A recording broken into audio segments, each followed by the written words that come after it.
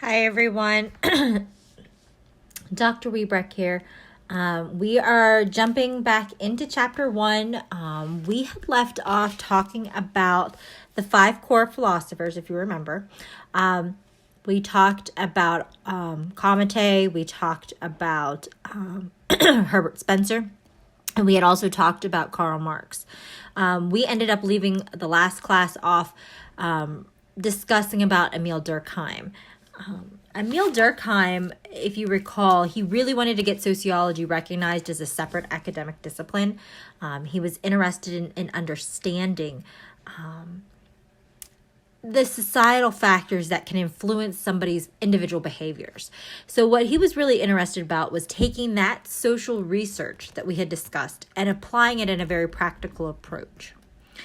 One of which that we had discussed was, of course, his extensive research about suicide rates. We had discussed how the suicide rates at this point in time were beginning to creep up. And this is not something that was typically thought of to evaluate during that time period. So he wanted to break it down based off of various different variables. We talked about age, race, ethnicity, gender, and we talked about, of course, the methods of suicide. And so what was interesting is we can apply this kind of research to today. Now, let's take this a step further. Emile Durkheim then said, okay, he was able to categorize suicide into 4 different components, okay?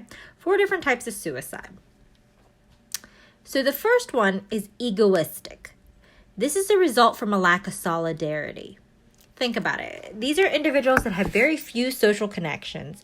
They might feel isolated in a sense. Really prime examples would be those that are mentally ill, lonely, those that maybe just feel like they cannot connect in some type of sense to that bigger whole of a group. Okay. The second is altruistic. Again, this is a level of solidarity. It's extremely high on the other side of it. Here, you believe that your interest of that group is above everything else. Think about it. Kamikaze pilots, right? They believe that obligation to that greater good is what justifies their actions and behaviors to this. Suicide bombers, the same kind of sense. So on one side, we have egoistic, which results from a very lack of solidarity, very isolated, very much feeling alone, not connected. Altruistic on the other side of it here is where we believe that group's interests rise above anything else. Our own personal beliefs, our own personal values. It's what that group believes is the utmost importance. Now, the third type is anomic. Anomic here is where those suicides occur as a result of a rapid change, right? The result of economic or social unrest.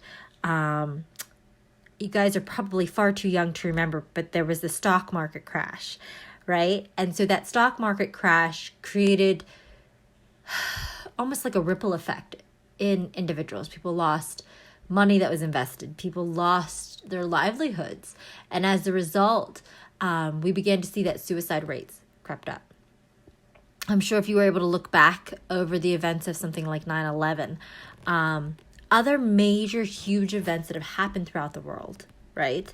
Something changed unexpectedly, and all of a sudden then you have individuals that were struggling to grapple with this. Things that had happened, trying to make sense of it, and as a result, those suicide rates began to rise. The fourth one is fatalistic. Fatalistic here results from too much social control, right? Here we believe that person has a hard time seeing past what's happening in that current moment, feeling as if there's no hope, no ability for things to change in that sense. So prisons, nursing homes, hospice, those that are terminally ill, those kind of things. People that are maybe incarcerated and are looking at life sentences, right? These are the things where we feel like there's no control over what's happening in their life. They're sort of just going through the motions of that day-to-day interactions, okay? So, why are these important? These are the 4 types of suicide. I want you guys to just feel comfortable with understanding what those are. So, egoistic, altruistic, anomic, and fatalistic.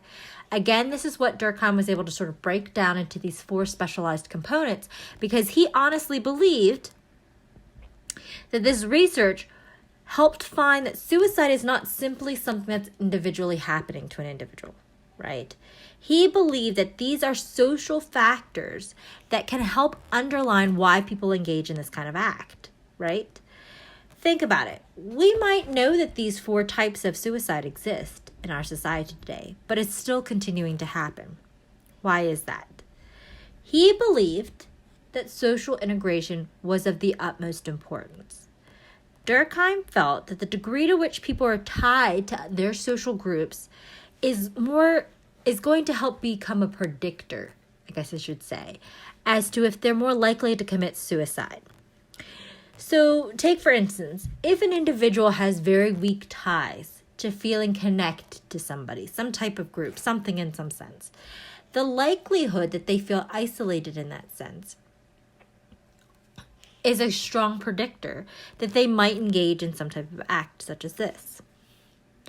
He felt that these helped to guide human behavior, right?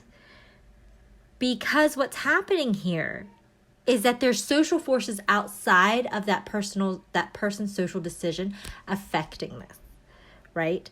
So all of a sudden now we have things like the stock market crash, or political or social instances that are happening, or maybe they're part of a group that has very strong beliefs in something outside of themselves that helps push them.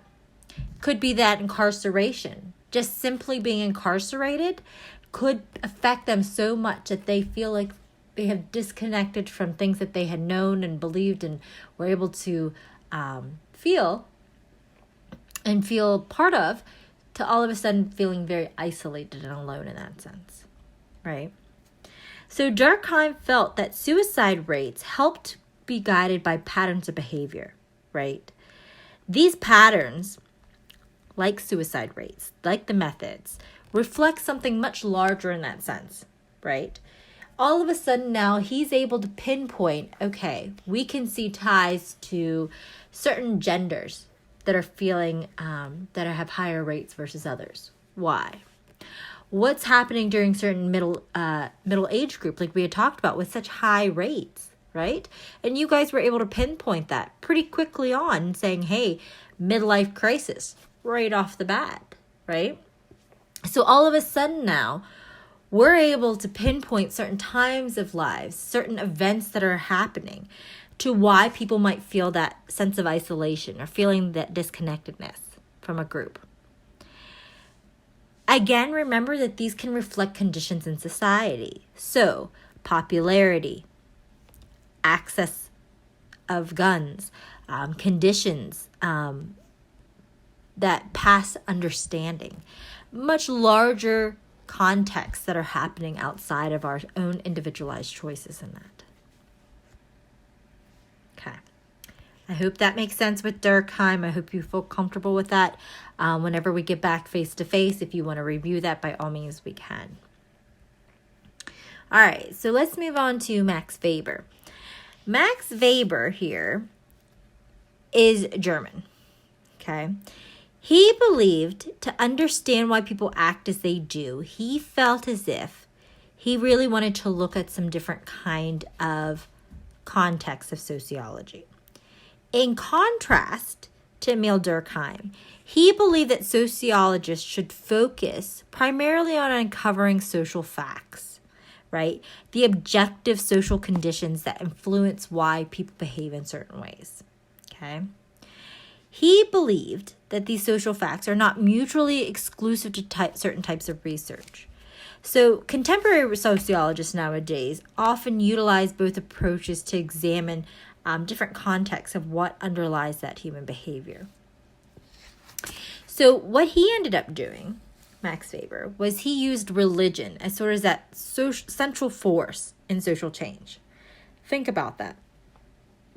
And I'm going to pose this question to you guys. Do you think that religion plays a huge part in people's behaviors?